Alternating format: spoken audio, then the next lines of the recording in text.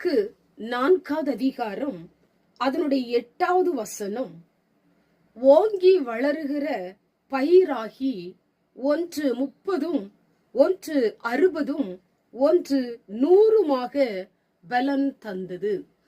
கர்த்தர் உங்களை ஓங்கி வளர பண்ண போகிறார். நீங்கள் 100 மடங்கு ஆசீர்வாதத்தை பெற்றுக்கொள்ளும்படி கர்த்தர் உங்களை ஆசீர்வதிக்க போகிறார்.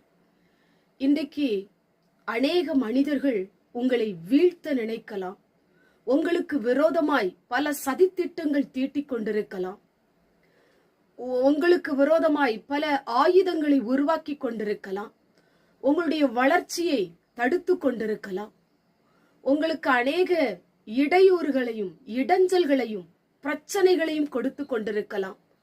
உங்களுக்கு வரவேண்டிய ஆசீர்வாதங்களை தடுத்து நிறுத்துகிறவர்களா இருக்கலாம்.